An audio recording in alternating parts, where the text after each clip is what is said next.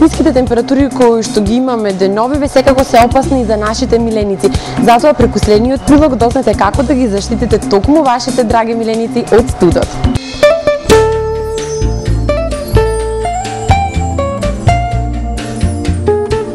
Во овие ладни, зимски денови, потребно ни е добро загревање, додатни витамини и исхрана која ќе ни го зголеми имунитетот и секако ќе ни помогне полесно да ја поминеме зимата. Но и на нашите миленици и како им е потребна додатна нега и дополнителни услови, особено за оние кои не се навикнати на зимски температури.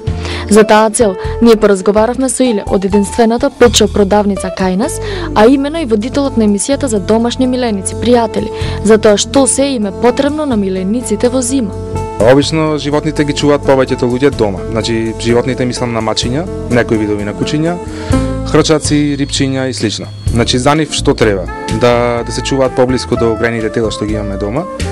Значи рипчињата да му е температурата 18-19 степени, значи она што е за златно рипче во кугла. Хрчакот исто така нема проблем да го чувате дома. Сега повеќето кучињата што ги чуваат надвор се зафатени од ладното време.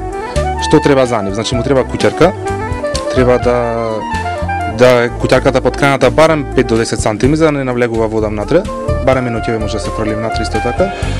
И му треба храна. Значи подобра храна, повеќе масти, повеќе протеини во овој период. Освен тоа што спомена дека треба појачана исхрана, дали треба и некои витамини можеби посебно да им даваме? Витамини треба за сите животни. Значи за хрчаците би рекол има витаминчиња на база на мед, на тропско овошје, на база на јогурт. За папагалите исто така имате бисквити за папагали, имате витаминчиња, тука можете да се видат. Ги имате сите во пет-шопот пријатели. За кучиња имате исто така витамини кафортани, биотин за влакното што му се многу потребни сега за овој период. Можете да ги земате, храна повеќе масти обавезно, значи обично кога ќе купувате храна не се замараат многу, велат само храна, но не, мора да се види која храна е помрсна за да му држи повеќе на животното баш во овој период. Што е со оние животни, значи кои што немаат крзно? Ете, со оглед на тоа, значи гледаме и во Холивуд веќе е онај тренд, значи со облекување на животните. Дали е тоа само мода или тоа е стварно неопходно? Неопходно е за оние животни кои што имаат помало крзно или скроз го немаат, значи. За тие животни треба да ги облекувате и морате да ги шетате. Значи нема врска дали е надвор нежливо, дали е ладно времето, кучињата мора да се шетаат. Доколку ги шетате, кога ќе се вратите дома, мора да ги избличите со сова крпа. Сега не треба да се капат, заради тоа што се надвор замрзнувачки температурите. Затоа имате шампуни за суво капење, значи во форма на спреј и во форма на пудра. Се напрскува кучето и со влажна крпа се трие, паѓа целата нечистотија и тоа е тоа за нив.